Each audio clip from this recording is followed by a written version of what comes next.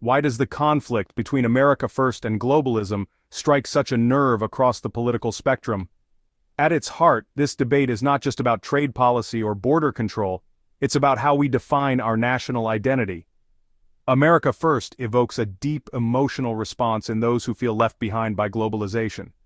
It speaks to jobs lost, pride diminished, and the sense that America has taken care of others before its own.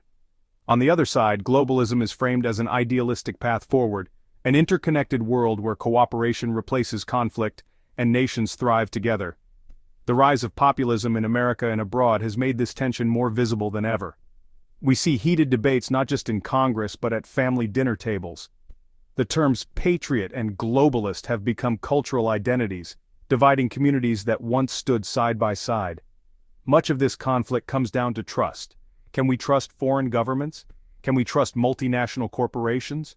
Can we even trust our own leaders to make deals that truly benefit us? These aren't abstract questions. They affect everyday lives, from what we earn to what we eat. There's also a generational divide. Older Americans may see globalism as a threat to tradition, while younger people view nationalism as a barrier to progress. What one group sees as preserving culture, the other sees as resisting evolution. The divide is not just ideological, it's emotional, deeply personal, and complex. Understanding both perspectives is the first step to finding common ground. This video doesn't aim to pick a side, it's here to explore the middle path. One where we protect national interests, without closing the door on global progress.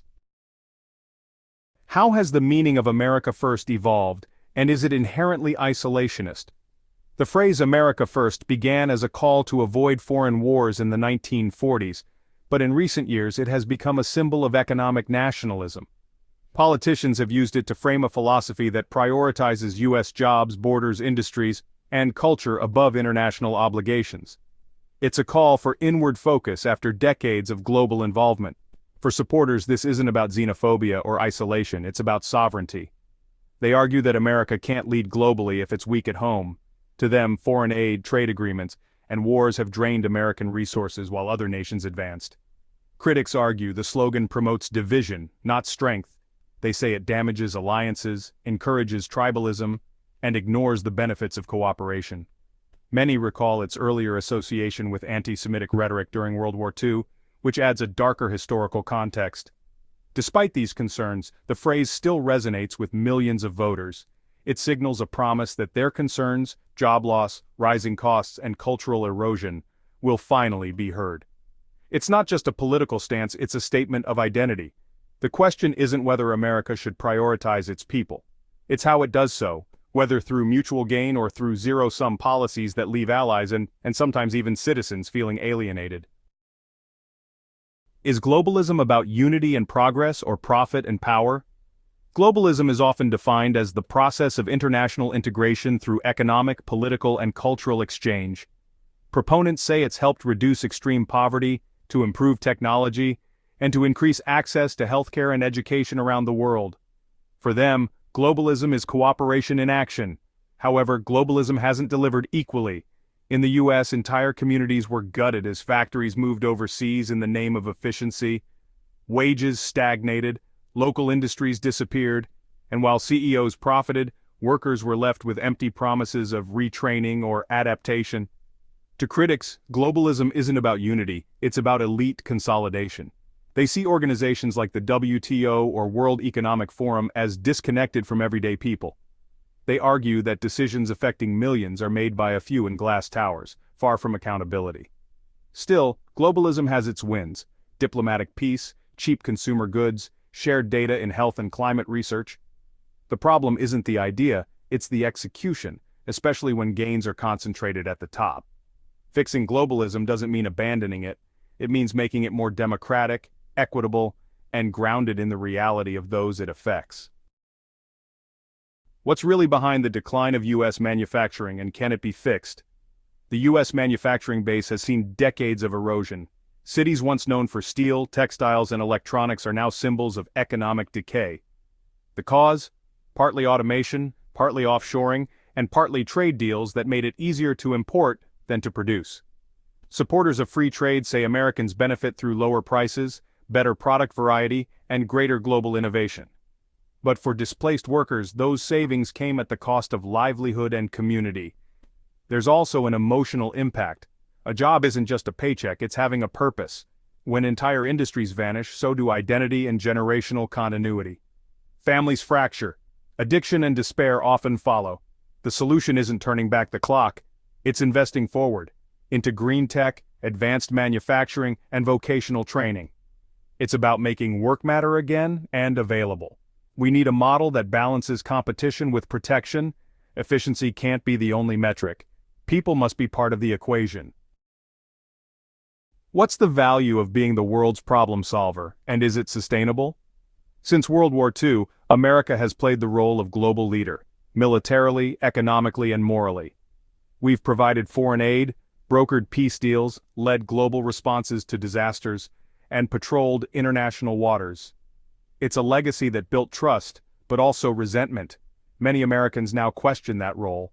Why should U.S. taxpayers fund NATO while European nations fall behind on their own defense budgets? Why should our soldiers risk their lives in endless foreign conflicts? Supporters of international engagement argue that U.S. leadership prevents worse outcomes, like unstable regions, rising authoritarian powers, and refugee crises. They say U.S. leadership deters war rather than invites it. But critics point to the cost, both human and financial. Afghanistan, Iraq, billions spent abroad while American infrastructure crumbles. The burden, they argue, has not been equally shared. There's room for middle ground, with strategic alliances based on shared goals and measured commitments. America doesn't need to do everything, but it can't afford to do nothing. Is it possible to love your country and still care deeply about the world? For many, the tension between patriotism and globalism is a false one. Real patriotism isn't about rejection, it's about responsibility. You can cherish your homeland while still caring about people beyond its borders. Critics of global cooperation often fear it dilutes identity, weakens culture, or imposes foreign values. But cooperation doesn't mean conformity. It means partnership. Sharing doesn't require surrender. In fact, global engagement often enhances national strength. Immigrants contribute to the economy. International students fuel innovation. Diplomacy prevents conflict before it starts. A confident nation welcomes ideas, exchanges, and alliances. It engages from a place of pride, not fear. Strength doesn't come from isolation, it comes from influence. Patriotism isn't about building walls, it's about building bridges that we control. Can countries preserve their cultures and autonomy without rejecting the world? Nationalism is rising worldwide, not just in the US. It's driven by fears of cultural erasure, economic inequality, and a perceived loss of control. Brexit, Hungary, India. Each example reflects a unique but connected push for self-definition. At its core, moderate nationalism isn't inherently dangerous. It can encourage pride, solidarity, and civic participation. But when weaponized, it becomes a threat to minorities, to democracy, and to international peace. The global economy complicates things. Products may be American, but they're made with parts from 5 other countries. Cultures mix, merge, and move. Trying to halt that process entirely is like trying to stop the tide. That said, nations do have a right to shape their laws, values, and borders. Sovereignty matters. What's harmful is when nationalism turns into isolation, or worse, into ethnic superiority. The future may depend on redefining nationalism as something rooted in shared purpose, not fear. A nationalism that includes rather than excludes. What if America first and globalism aren't enemies, but are each incomplete alone? Political narratives thrive on binaries. You're either for America or for the world, for jobs or for justice. But reality is far more complex and far more flexible. America can protect its workforce without shutting its doors. It can lead globally without ignoring domestic needs. The challenge isn't choosing one over the other. It's crafting policy that respects both. The truth is, most Americans want this balance. They want fair trade and global peace, but also good jobs and safe neighborhoods. They want smart borders and open opportunities. The false choice keeps us divided. But centrist solutions, though quieter, might actually work. They require compromise, yes, but also courage, because maybe the path forward isn't left or right. Maybe it's through the middle, together. What does it look like to lead with both strength and cooperation? We are at a crossroads. The world is pulling in different directions. Nationalist anger, along with globalist optimism. Somewhere between them lies a quieter and steadier force, common sense. This doesn't mean ignoring the flaws of either side. America first needs more compassion, and globalism needs greater accountability. But both contain truths worth keeping. To move forward, we'll need leaders who resist soundbites and embrace nuance, along with citizens who listen, and systems that are built for balance, not just for victory. We can't afford to retreat, and we can't afford to stretch ourselves too thin. The answer isn't war or surrender, it's wisdom. If we get it right, America won't just survive the 21st century, it will lead it with clarity, conviction, and connection.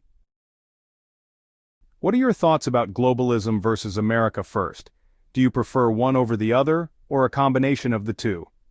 Let us know down in the comments below. Don't forget to like, subscribe, and hit the notifications bell if this video helped you see both sides more clearly. And share it with someone else who's tired of the extremes. Let's build a smarter, stronger future together. Thanks for watching. See you in the next video.